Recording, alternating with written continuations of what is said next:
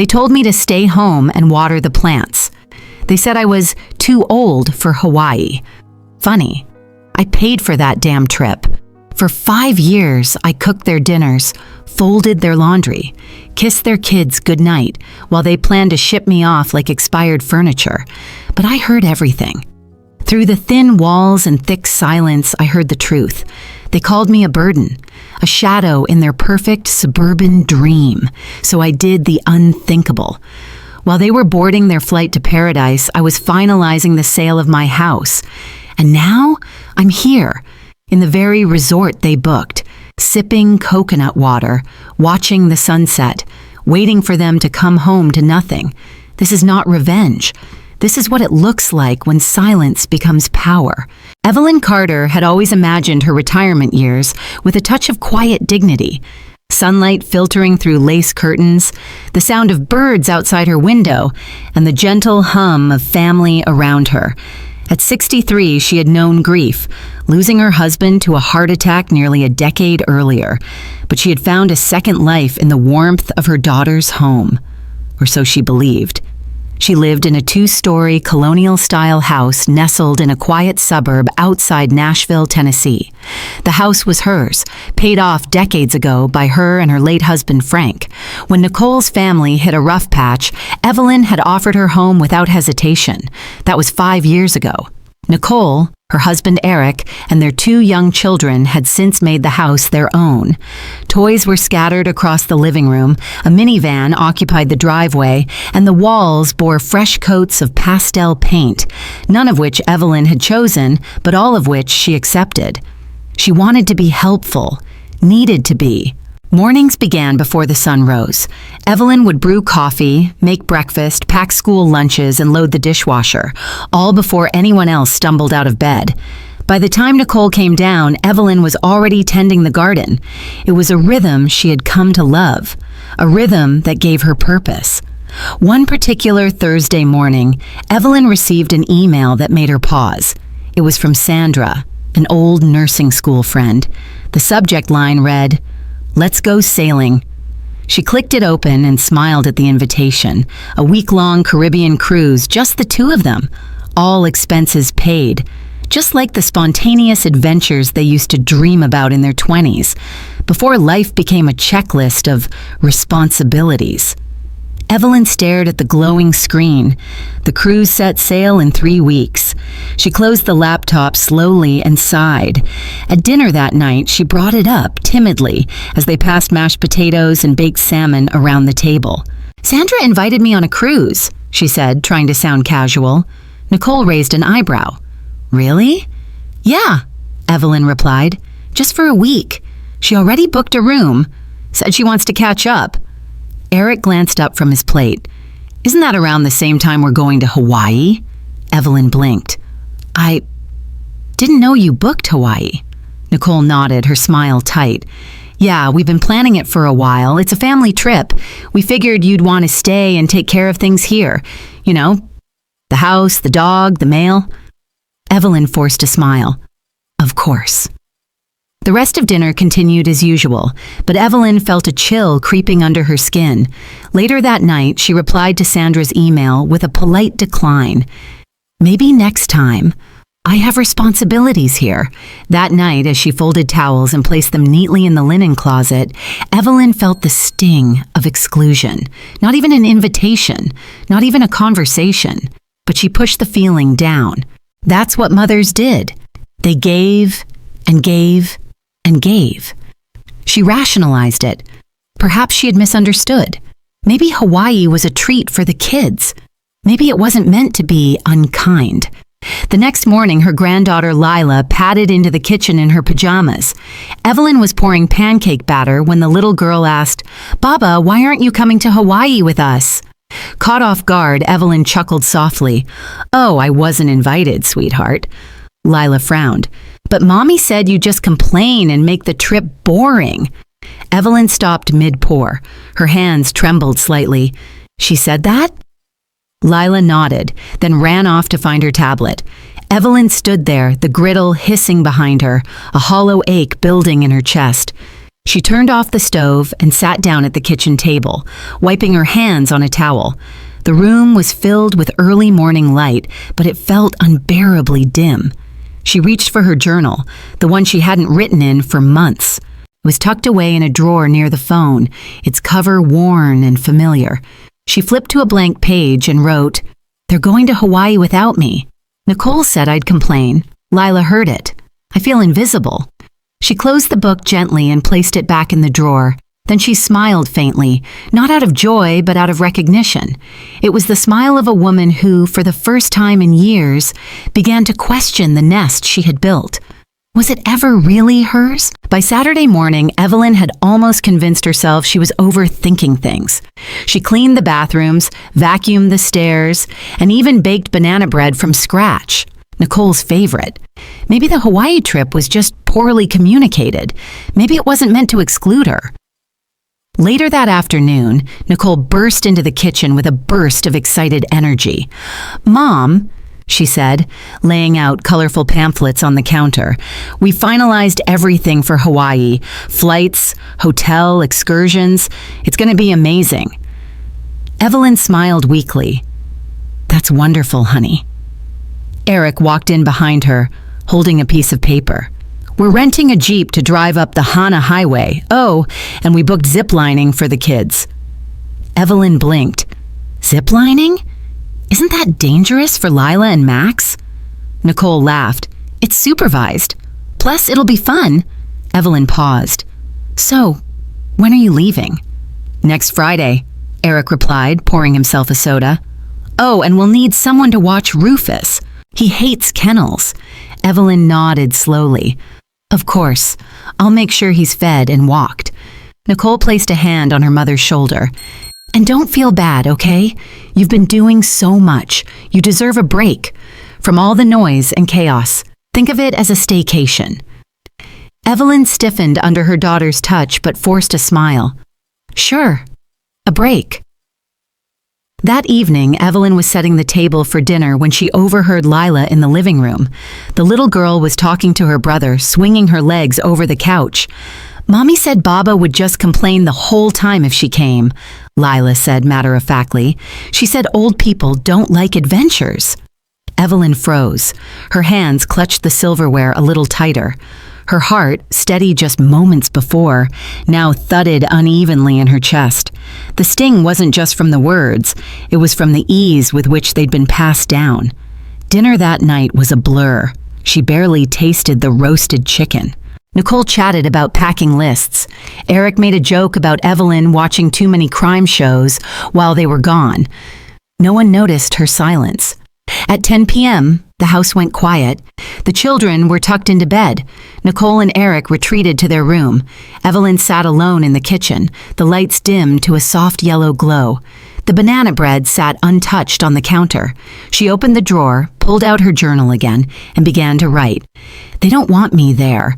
Not because I'm tired, not because they're worried about me, but because they think I'll ruin it. My own daughter thinks I'm a burden."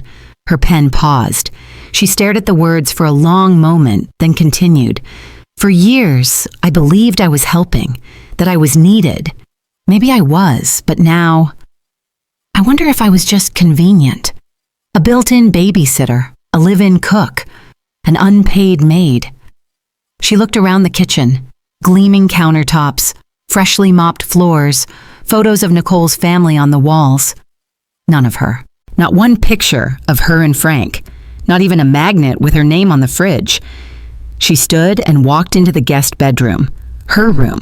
It had no personal touch, just beige sheets, white walls, and a small dresser. The only decoration was a faded picture frame of her holding Nicole as a baby, tucked into the corner. Evelyn picked it up, her fingers grazing the edge of the glass. She whispered to herself, "Was it always like this? And I just didn't see it?" She returned to the journal and added, "Frank always said love shows in little things, but here the little things are gone.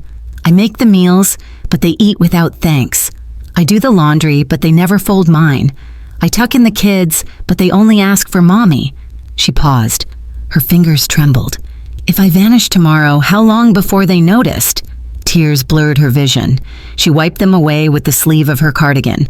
No sobbing, no drama, just the quiet ache of truth settling into place. Somewhere in the house, Rufus barked softly. Evelyn stood, walked over, and gently hushed the dog. "Don't worry," she murmured. "I'm not going anywhere yet." But in her heart, something had shifted. For the first time in years, Evelyn saw her place in the house not as a cherished member, but as a placeholder. She was tolerated, not treasured. And once you see something clearly, it's impossible to unsee it. Sunday afternoon brought with it the scent of lavender from Evelyn's blooming backyard. She had always loved gardening. Nurturing life from soil and sunlight gave her a quiet purpose. It was her escape, her therapy. That day, she clipped a few sprigs of lavender and brought them into the kitchen, arranging them carefully into a mason jar by the window. Nicole's voice floated in from the living room, low and laced with tension. Evelyn wouldn't usually eavesdrop, but she froze when she heard her name. "She's still useful, sure," Nicole said, "but we can't keep relying on her forever. It's not fair to the kids. She needs professional care." Evelyn crept closer, staying just behind the archway that led to the hall. The door to the living room was slightly ajar. Eric chimed in, "I mean, she's not falling apart or anything, but you said yourself she's getting forgetful. Left the oven on last week." "That was one time," Nicole replied. "But it's not just that. We never have privacy. We tiptoe around our own house." Then came a new voice, sharp, older, familiar. Eric's mother. "You've done more than enough, sweetheart. We have a wonderful senior community just outside the city, great staff, secure. She'll be safe." "She won't take it well," Nicole whispered, "but if we do it after the trip, maybe she'll be too tired to argue." The conversation continued, but Evelyn had heard enough. Her knees weakened, and she slowly backed away from the doorway like a ghost receding into shadows. Her hands were cold, despite the warmth of the afternoon sun. She walked to her room and sat on the edge of her bed, the sound of her heartbeat thudding in her ears. Professional care? A senior home? Decided without her? For a long moment, Evelyn stared blankly at the dresser mirror. She looked tired, yes, but not incapable. She had raised Nicole alone after Frank passed. She had saved lives as a nurse. She had rebuilt herself from loss. And now they planned to place her somewhere to be watched. She walked back to the kitchen in a daze, lavender forgotten. Her fingers moved on instinct, reaching for the kettle, pouring hot water into her favorite mug. The ceramic felt heavier than usual. Just then, the doorbell rang. She opened it to find a young man in business attire holding a manila folder. "Mrs. Carter?" "Yes?" "I'm from Brookside Realty. Just dropping off the appraisal forms. We'll need your signature by Friday to finalize the valuation." "I'm sorry?" Evelyn blinked. "For the property assessment," he said, smiling politely. "Your daughter, Nicole Carter, requested it last week. Said it was a joint family property, but you're the primary title holder, so your signature's required." Her world shifted. He handed her the folder and left, oblivious to the storm behind her composed expression. Evelyn closed the door quietly and locked it. She placed the folder on the dining table and opened it. Pages and pages of legalese, valuation breakdowns, realtor fees. There, in bold print, property owner, Evelyn Grace Carter. She traced her name with one trembling finger. Beneath it, Nicole's name was listed as next of kin applicant. No call, no conversation, just signatures and assumptions. The appraisal wasn't just for curiosity. It was the first step towards selling the house, her house. She took the folder and sat down at the kitchen table. The sunlight had shifted now, throwing long shadows across the floor. She read every page, not out of obligation, but out of necessity. With each line, a piece of her fractured illusion fell away. They were planning a future without her, using what she had built, paid for, maintained. Not a word to her. It was betrayal, cloaked in politeness and logistics. She rose and went to her closet. From the back, behind winter coats and old holiday decorations, she pulled out a metal lockbox. Inside were old insurance documents, the original house deed, and, most importantly, a copy of Frank's will.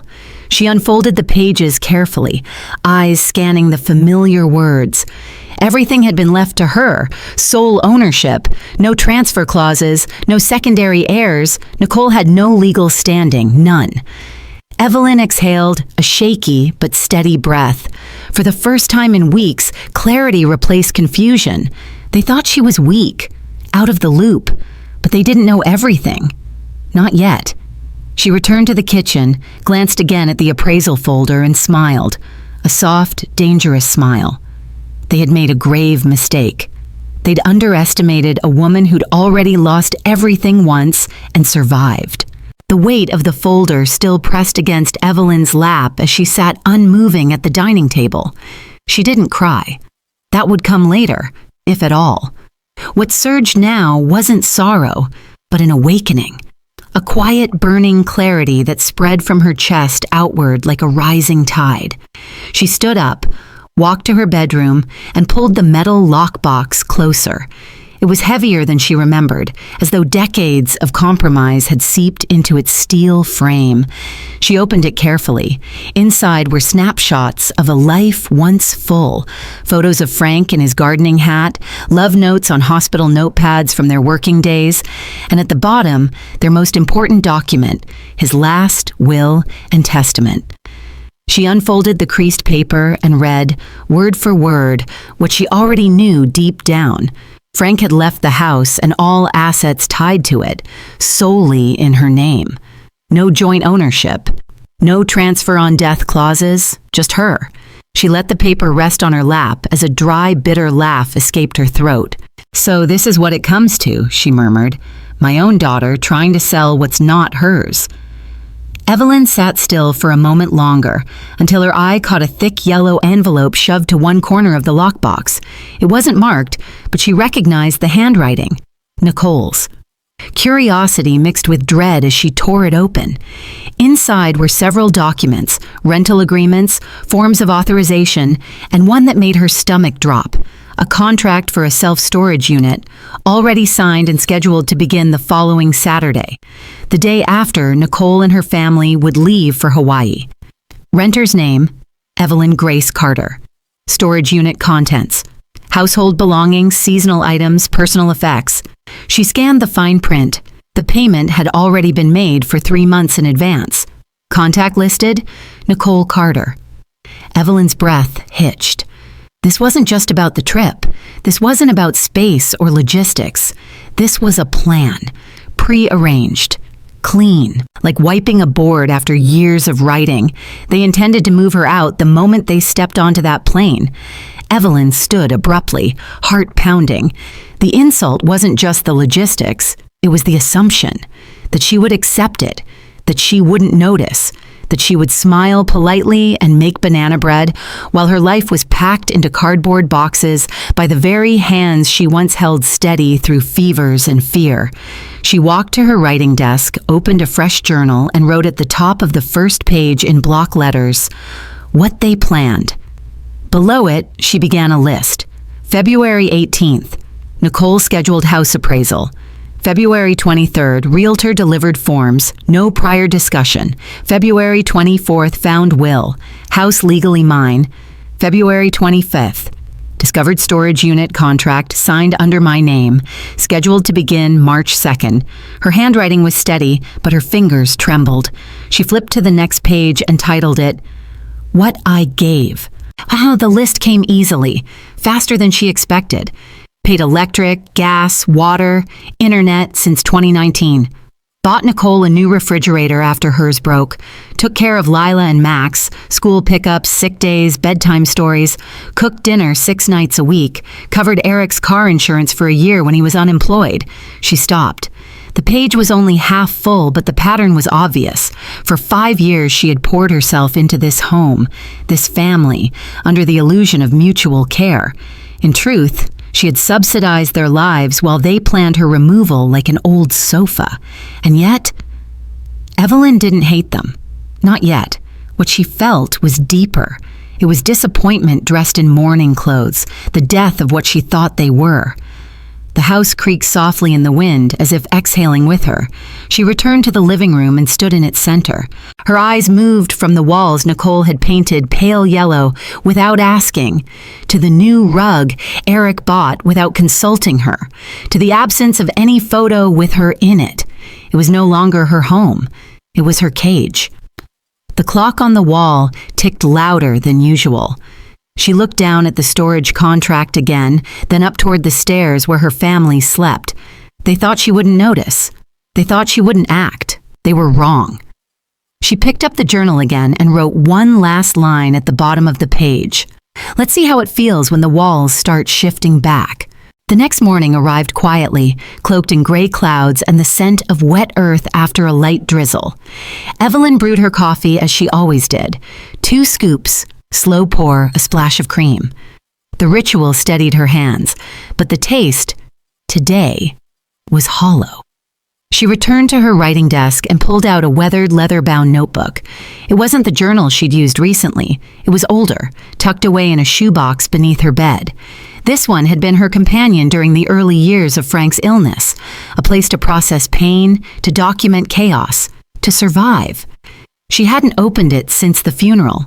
Its pages, though slightly yellowed, held the delicate scrawl of someone who had once clung to structure amidst grief. She flipped to the first blank page, picked up her pen, and wrote, "What they forgot." Then, line by line, she began to catalog the past 5 years. Paid $1,200 for Nicole's emergency dental surgery, 2019. Loaned $3,500 to Eric during his job transition. Never repaid.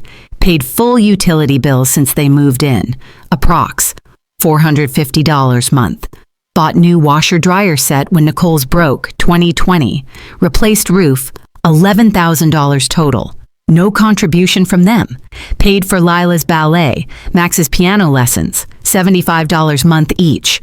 Weekly groceries, $150 week on average. The list grew and grew. Her pen barely stopped moving. Each line felt like a whisper from her past self, reminding her she had loved fully, given freely.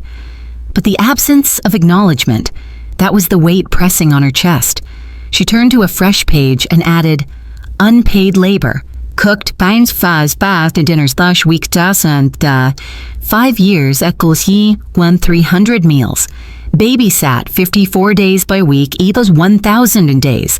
Cleaned kitchen daily, bathrooms twice a week, grocery runs, laundry folding, dog walks, birthday party planning. Holiday decorating, not a single thank you written down, not a single photo of her on the walls. She closed the notebook and stared at it. If someone found it tomorrow, would they finally see? Would they understand that love isn't invisible, but it can be ignored into oblivion? The landline rang, piercing the silence. She hesitated before answering. Hello? Evelyn? It's Sandra. A beat passed. Then Evelyn broke into a smile, the kind that hadn't reached her eyes in months. Sandra, she exhaled, it's been forever. They hadn't spoken in over a year. Sandra had moved to a coastal town in South Carolina to semi-retire and had recently begun working on a passion project, a nonprofit wellness clinic for low-income seniors. I've been thinking about you lately, Sandra continued. I saw an old picture of us at that terrible cafeteria in nursing school and thought, God, I miss her. So I'm calling now because this is crazy. I could use your help. Evelyn laughed gently. You always call when you're up to something. This time's different. The clinic's opening in a month. We're short-staffed, and frankly, I need someone with heart more than credentials. Someone who still remembers why we started nursing in the first place. You always had that, compassion and grit. Would you consider moving here, at least for a while? Evelyn was silent. You'd have your own room. The beach is a 10-minute walk. It's peaceful, slow, healing, just like we used to talk about. And I promise nobody will ask you to fold their socks. Evelyn let out a shaky breath, caught between disbelief and longing. The timing was unreal. a hand reaching out just as she was slipping under the current. "I don't know what to say," she whispered. "Say you'll think about it," Sandra offered. "Say you'll let yourself imagine a life that doesn't revolve around keeping everyone else's world spinning." They spoke for another 15 minutes, about gardens, about coffee brands, about life. When Evelyn finally hung up, she looked down at her notebook again. She added one last entry on the last page. "Maybe I'm not invisible, just misplaced." She sat quietly, eyes misty but heart firm. For the first time, the future didn't feel like a trap. It felt like an open road. That night, Evelyn didn't sleep. She lay awake in the stillness, Sandra's voice echoing in her mind. A town by the sea, a clinic built on kindness, a room of her own. She let herself imagine it fully, each scene crisp, like a photograph, not as fantasy, but as an option. By sunrise, her mind was made. She would sell the house, not out of spite, but preservation. This home no longer held warmth, only the residue of expectations and unspoken debts. Letting go wasn't surrender, it was self-rescue. By noon, she found a local real estate agency online. Their highest-rated agent was someone named Thomas Tom Whitaker. She clicked through the profile. Widower, 28 years in the business, known for discretion and empathy. That was enough for her.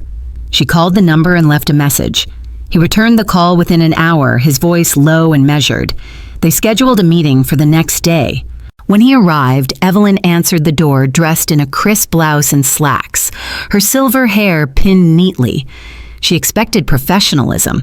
What she didn't expect was recognition. "Mrs. Carter?" Tom paused at the threshold, blinking twice. "You were a nurse at St. Jude's, weren't you?" Evelyn's brows lifted. "Yes, retired now." His gaze softened. "You took care of my wife, Helen. Stage 4 breast cancer, 2015. Evelyn's heart paused mid-beat. "Helen Whitaker. Yes, I remember her." "You sat with her at night when I couldn't," Tom said quietly. "You brought her chamomile tea and read to her when the morphine made her anxious." Her breath caught. "She was lovely, brave." Tom nodded, emotion stirring behind his eyes. "I never forgot that. I never forgot you." He stepped inside, suddenly unsure if this was a professional visit or a reunion. Evelyn, too, felt the strange warmth of being seen, not just now, but for who she had been. They sat at the dining table and she laid out the papers, the deed, the appraisal, the journal. She didn't explain everything, but Tom read between the lines. "I want to sell," she said simply, quietly, efficiently. "I need the house cleared by next Friday." Tom nodded, thumbing through the documents. "You're on the deed alone. That simplifies things. I don't want a bidding war, just a clean exit." "I understand," he said. Then, after a pause, "I won't take a commission." Evelyn looked up, startled. "You don't have to." "I want to," he interrupted gently. "You were there when my wife needed someone most. Let me be here for you now." Tears prickled her eyes, fast and unexpected. It had been so long since someone offered help without condition, without strings, without making her feel like a transaction. "I don't know what to say." "Then don't," Tom replied with a soft smile. "We'll make this smooth. I'll have a stager come tomorrow to photograph the house, but I'll keep your name out of the public listing. A private sale is safer." "Thank you," she whispered. They walked through the house together, room by room. Evelyn pointed out the hidden quirks, the loose floorboard in the hallway, the sticky bathroom drawer, the spot in the kitchen where the sun hit perfectly at 9 a.m. Tom took notes quietly, listening more than he spoke. In the upstairs bedroom, once Nicole's as a teenager, now her son Max's playroom, Evelyn paused. "I raised my daughter here. She learned to walk right there by that window." Tom didn't say anything. He simply nodded, honoring the memory. When they finished, he turned to her. "You've kept this house alive, Evelyn. Not just functional, alive. Whoever buys it will feel that." She smiled faintly. "That's the hope." As Tom left that afternoon, he turned back at the porch. If you ever need a recommendation, a witness, a ride, or just someone to curse at the universe with, you call me." She laughed softly. "Deal." As the door clicked shut behind him, Evelyn leaned against it and exhaled. Her heart wasn't racing. Her hands weren't trembling. For the first time in years, she felt not depleted, but supported. There were still good people. There was still good left to find. She picked up her journal and wrote one last line for the day. "Sometimes gratitude comes back, long after you forget you earned it." The week before their departure, the house was a frenzy of packing cubes and itinerary checklists. Nicole buzzed from room to room, issuing reminders about sunblock and flight confirmations. Eric kept reminding Evelyn to feed the dog, check the sprinklers, and not forget to bring in the mail. Lila and Max were too excited to notice anything else. Hawaii loomed like a magical escape. Evelyn, as always, nodded, smiled, took notes in her neat little notebook. No one questioned her quiet cooperation. After all, why would they? What they didn't know, the house had already been sold. Escrow had closed that morning. Evelyn had transferred the funds, every cent, into a private account she had opened weeks ago, one without Nicole's name attached. The deed was done. The title had been transferred. The papers signed. Tom had handled everything just as promised. No commission, no questions. They were leaving Friday morning. Evelyn scheduled the moving truck for Friday afternoon. That night, she stood at the kitchen sink, washing the last dish she would ever clean in that house. She looked around, not with sadness, but clarity. This place had not failed her. She had simply outgrown the role they expected her to play in it. Nicole walked in behind her, humming, "Thanks again, Mom. I know it's a lot to ask, but it really means the world to us that you're here." Evelyn smiled gently. "Of course, sweetheart. Enjoy your trip." And just like that, her exit was blessed by the very person who thought she was staying. Friday morning arrived with the buzz of wheels on tile. Evelyn helped the kids zip up their backpacks, kiss their foreheads as if it were just another school day. When Nicole hugged her, Evelyn held on just a moment longer than usual. Eric reminded her where the spare keys were, though they were no longer needed. "We'll call from the airport," he said. "I'll be here," Evelyn replied. They left by 8 a.m. By 8:45, the moving truck pulled into the driveway. Evelyn greeted the crew with coffee and clear instructions. Every box had already been labeled the night before. Her few personal belongings, keepsakes, photographs, journals, were stacked neatly by the door. The rest? Donated or left behind. Watching her life get loaded into cardboard and crates should have felt like mourning. Instead, it felt like liberation. Each thud of a taped box onto the dolly was a declaration. You are not stuck. You are not trapped. You are not invisible. By noon, the rooms echoed with emptiness. No voices, no barking dog, no sticky cereal on the counter. Just silence. Glorious, affirming silence. Evelyn walked through the house one last time. She paused at the staircase where Nicole once tumbled down as a toddler, at the door frame with pencil marks tracking Lila's growth, at the guest bedroom that had become her cell. She didn't cry. Instead, she dialed Sandra. "It's done," she said. Sandra's breath caught audibly over the line. "You're coming?" "Yes," Evelyn said. "I'm ready. I'll have your room made up and your favorite tea waiting." "I'll bring the lavender," Evelyn replied. They both laughed. Then Evelyn hung up and slipped her phone into her coat pocket. Just as she stepped outside, Tom's pickup truck rolled into the driveway. He stepped out holding a simple glass jar filled with wildflowers.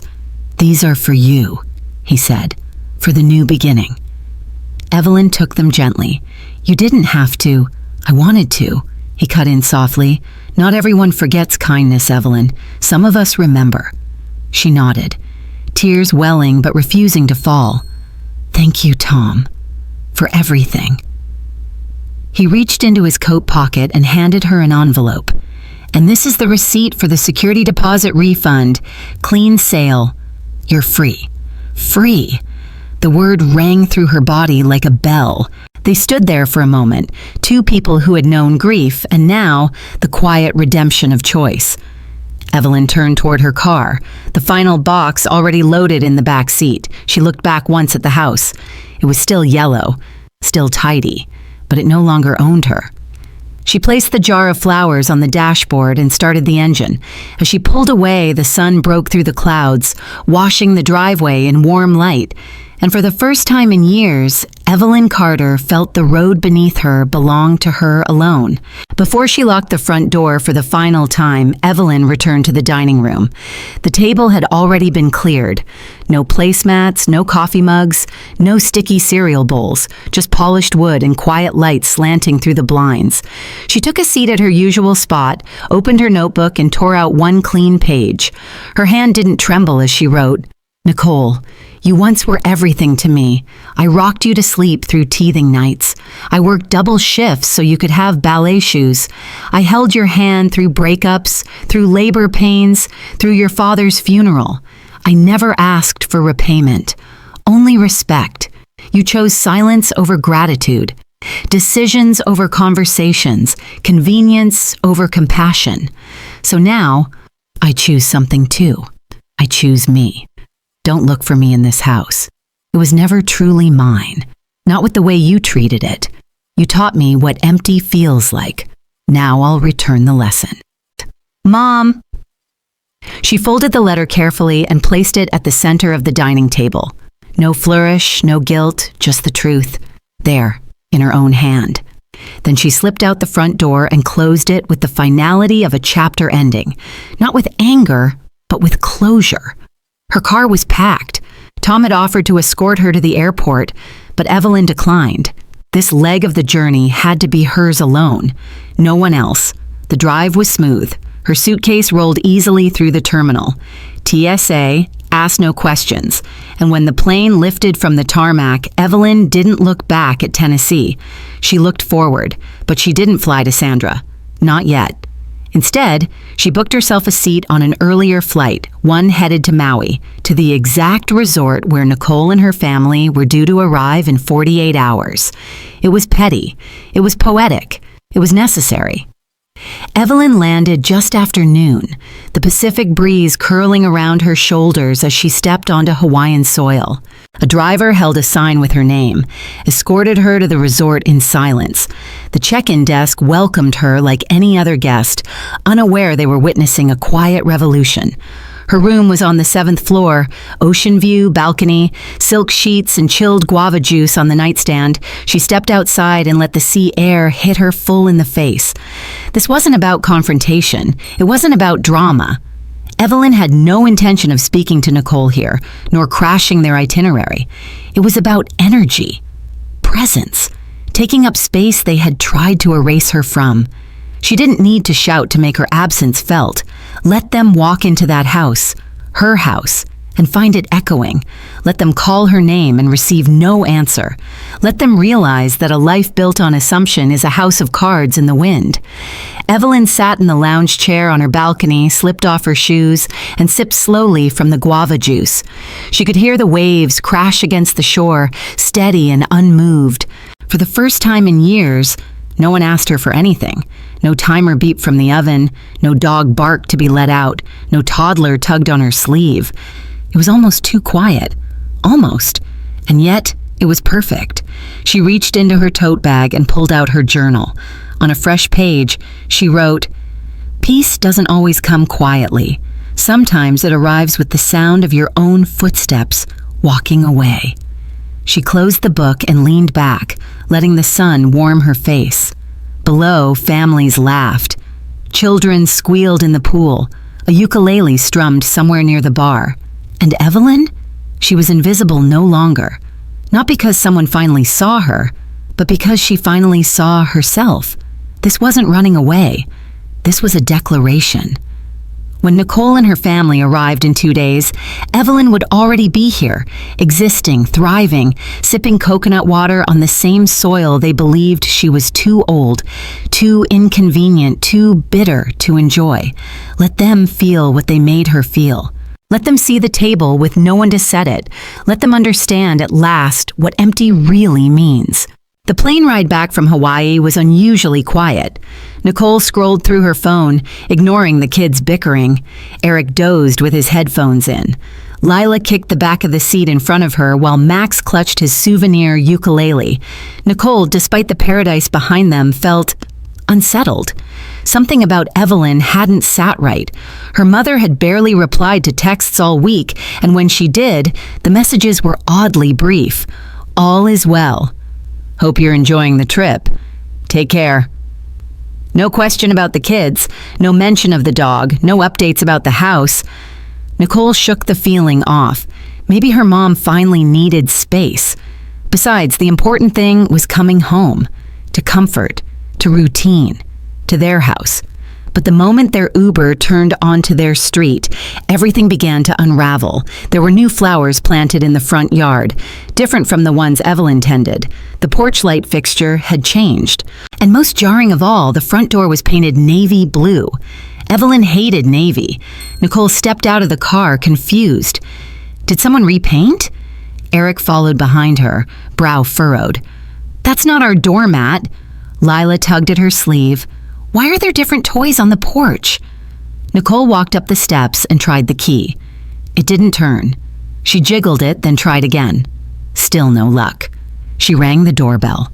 A moment later, the door opened, and behind it stood a man in his 40s, holding a mug of coffee, confusion written all over his face. Can I help you? Nicole blinked. I think there's been a mistake. This is our house. The man raised an eyebrow. I bought this house 2 weeks ago, closed escrow last Friday. Eric stepped forward. No, this is Evelyn Carter's home. My mother-in-law. We live here. The man shook his head. I have the deed. I moved in legally. Everything went through my agent, Tom Whitaker. Nicole's heart plummeted. That's not possible. We didn't sell. You didn't, the man said slowly. But Evelyn did. She was the only name on the deed. Panic surged. Eric pulled out his phone. We're calling the police. The kids stood wide-eyed on the lawn while Nicole's pulse thundered. She dialed 911, her voice shaking as she reported a possible unlawful occupation. Within minutes, a patrol car pulled up. 2 officers stepped out, calm, methodical. Nicole rushed to them. My mother sold our home behind our backs. This man says he owns it now. Something's not right. The taller officer, Officer Harris, nodded. May we see your identification and any documents proving residence? Nicole handed over her ID and tried to pull up a utility bill on her phone. Meanwhile, the man inside the house presented the sale documents. After several minutes of radio chatter and confirmation, Officer Harris returned. Ma'am, the title and sale were processed legally. Evelyn Carter was the sole owner. She sold the property through a licensed agent. The buyers completed the purchase in full compliance with state laws. But she lived with us. We paid bills. None of that changes legal ownership, Officer Harris said gently. Unless there was a co-ownership agreement or rental lease under your name, there's nothing we can do. Eric stepped forward. Where is she? The second officer, a woman, looked at her notepad. According to her forwarding address, Mrs. Carter has relocated out of state. She's no longer residing in Tennessee. Nicole's mouth dropped open. The officer continued, You'll need to contact her directly, but legally, you have no rights to this property. I'm sorry. It was like being doused in ice water. They were homeless. Nicole turned toward the house she thought was hers. A stranger's curtains fluttered in the living room window. New family photos were already hung above the mantel. She was frozen. Evelyn had left. Evelyn had sold the house. Evelyn had chosen something else, and she had done it legally, completely, thoroughly. Eric said nothing as he pulled the suitcases from the curb. Lila sniffled. Max clung to her leg. Nicole opened her phone again and texted Evelyn. Where are you? What have you done? There was no reply. Not that day, not the next. Only silence. They ended up in a roadside motel, 3 stars off the interstate, smelling faintly of bleach and desperation. Eric carried in the luggage while the kids cried about their missing toys and the Wi-Fi password. Nicole sat on the edge of the bed, staring at the walls, numb. It was nearly midnight when she remembered something. The dining table. she whispered, standing abruptly. Eric looked up, annoyed. What? She left something. Nicole rummaged through her purse, pulling out the spare house key Evelyn had given her years ago. They returned to the house under the shadow of night. The new owners were asleep. The porch lights dimmed. Nicole stepped carefully up to the front window and peered inside. Her heart caught in her throat. The table was there, gleaming under the ambient light, and in the center, a single folded letter just as Evelyn had left it. She knocked gently. A moment later, the new homeowner opened the door, looking wary but calm. "I'm sorry," Nicole said, voice trembling. "I think my mother left something for me. May I?" He hesitated, then nodded. "1 minute." He returned with the letter in hand and passed it to her.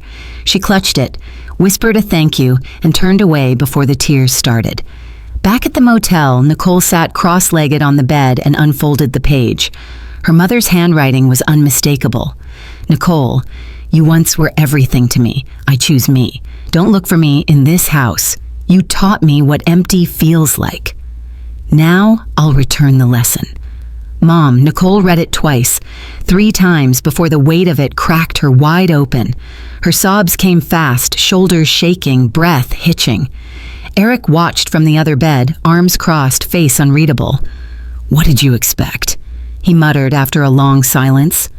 "She's a coward." Nicole looked up, eyes swollen. "What?" "She didn't say anything. She didn't fight. She just ran. She's our mother." "She's selfish," Eric snapped. "You said she wanted space. I gave her space.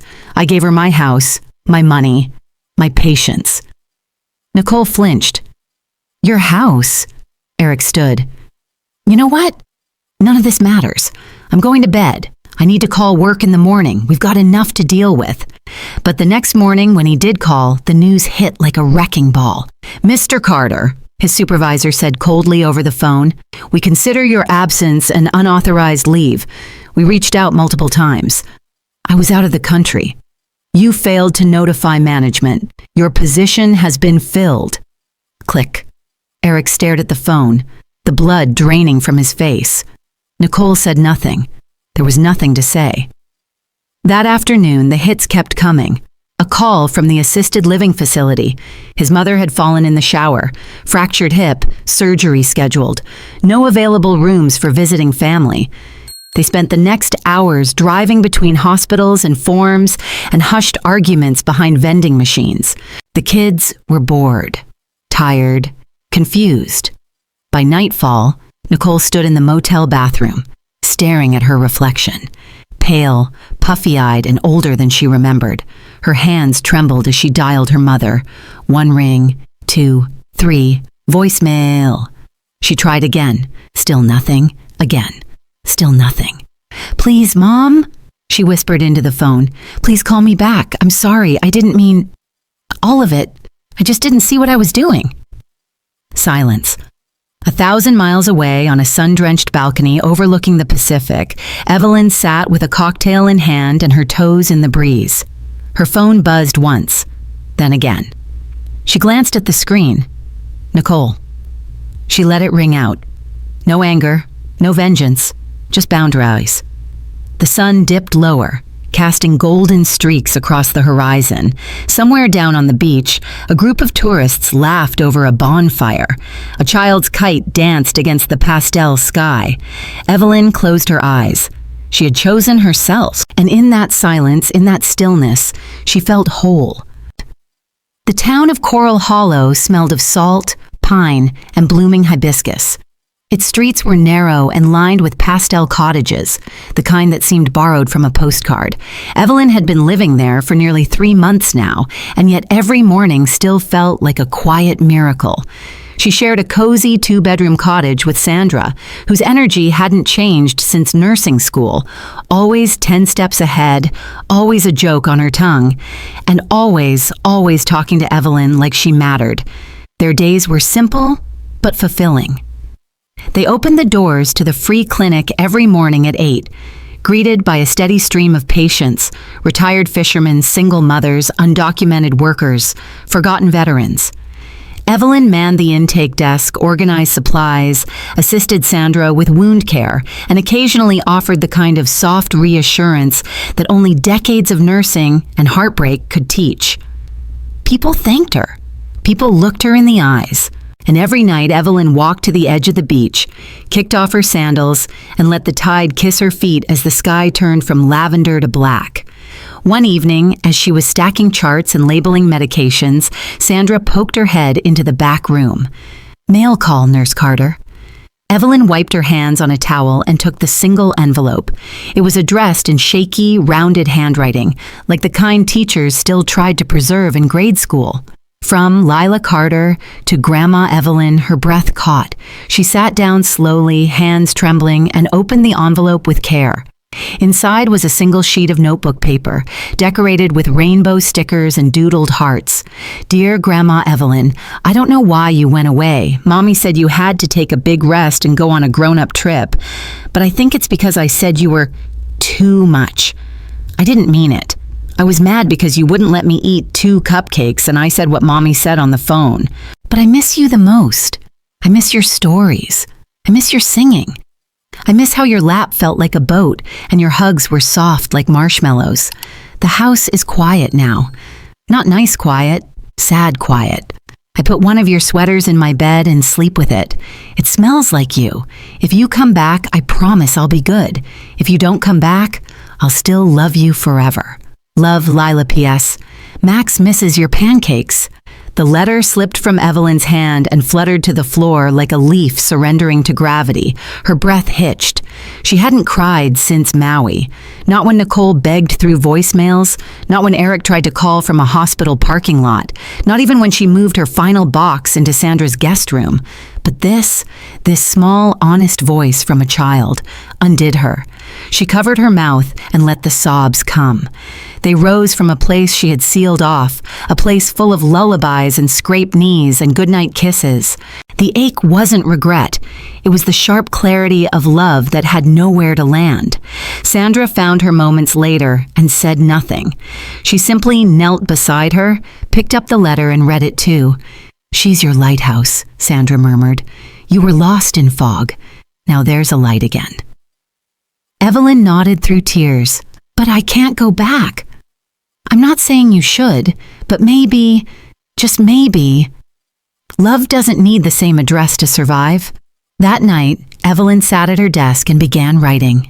"Dear Lila, you are the bravest little girl I know, even braver than me. Thank you for your letter. It was sweeter than any cupcake you've ever begged for. I miss your stories too, and your singing, and how you always wanted to wear 2 different socks just to make people laugh. You didn't make me leave. Grown-ups make their own choices, and sometimes they need to step away to find their own light again. I'm in a town by the ocean. There are dolphins here, real ones. Sometimes they swim close enough that I can wave to them. I help people every day, just like I helped Mommy when she was little, just like I helped you when you had that fever and didn't want to sleep alone. You'll always be my favorite girl in the whole world. Always. Give Max an extra pancake for me.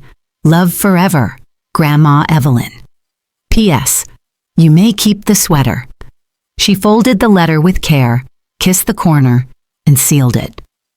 As she walked to the tiny blue mailbox near the end of their street, Evelyn felt a strange peace settle over her.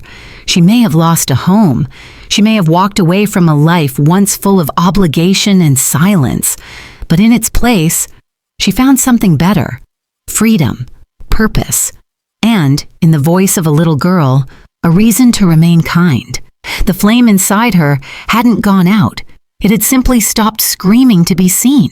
The idea came to Evelyn not in a moment of grandeur, but in the quiet between clinic shifts when the air smelled of antiseptic and afternoon sea breeze. She had just finished wrapping an old fisherman's wrist, a sprain from trying to haul in a catch too large for one man. As she scribbled his discharge notes, her eyes wandered to the old corkboard pinned with local clippings, birth announcements, lost cat posters, obituaries. There was one in particular, a column titled Voices of Coral Hollow, where residents submitted personal essays. Evelyn stared at the header longer than she intended. That night, she sat down and began to write, not for catharsis, not for revenge, but because there was something in her that no longer wished to remain unspoken. She wrote of invisible labor, of kindness mistaken for duty, of the strange cruelty of being needed but not wanted, of a mother who gave too much, of a woman who finally walked away, not out of bitterness but to remember her own name. She titled it, "Silence is the Loudest Answer." She submitted it anonymously. A week later, it was published. The local paper gave it the full left column, bolded title, centered pull quote. They did not hear my voice, so I stopped using it. And in that silence, I heard myself again. It spread faster than Evelyn anticipated. People at the clinic mentioned it. A grocery clerk handed her the receipt and said, "Whoever wrote that piece, she's brave."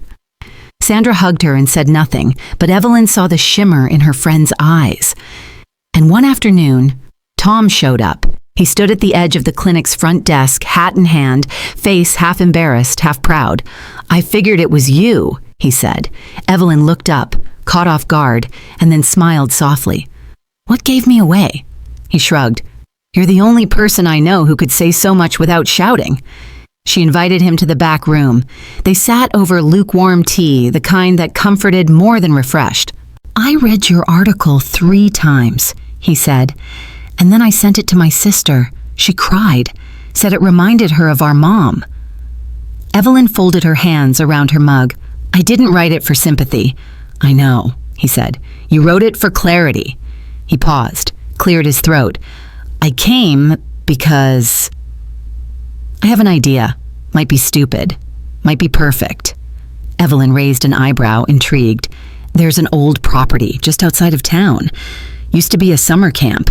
Empty for years. Needs work, but the bones are strong. I thought, maybe we could turn it into something." She tilted her head. "Something?" "A home," he said. "Not a nursing facility. A home. For seniors who've been forgotten. Not because they need help eating or walking, but because they need dignity. People like you. People like my mom." Evelyn's breath hitched. The simplicity of it, the beauty. He leaned forward, voice earnest. "I can fund the renovations. You know how to run care. Sandra's already a miracle worker. Between us, we could build something real." She was quiet for a long moment. Then she looked up, and for the first time in years, her smile touched her whole face. "You don't need me to say yes tonight," she said. "No," he replied, "but I needed you to know you've already done something bigger than say yes. You reminded people they matter." The tea had gone cold, but Evelyn's heart hadn't. That night, she sat on the porch of the little cottage, watching the waves roll in under a silver moon. Sandra joined her, 2 mugs of hot cocoa in hand. "You thinking about it?" Sandra asked. "I'm thinking," Evelyn said. "Do it, build it." Evelyn chuckled. "You always were pushy." "Still am." They clinked mugs. A breeze carried the scent of salt and jasmine. Somewhere in the distance, a wind chime danced. Evelyn thought of the girl she used to be, the nurse, the mother, the shadow in her own life. She thought of the woman she had become. She didn't need applause. She didn't need redemption. She didn't even need forgiveness. Because for the first time, she didn't feel invisible. She felt whole. And from that place of wholeness, she would help others find the same. The flame inside her no longer screamed. It simply burned, steady, quiet, unmistakably alive.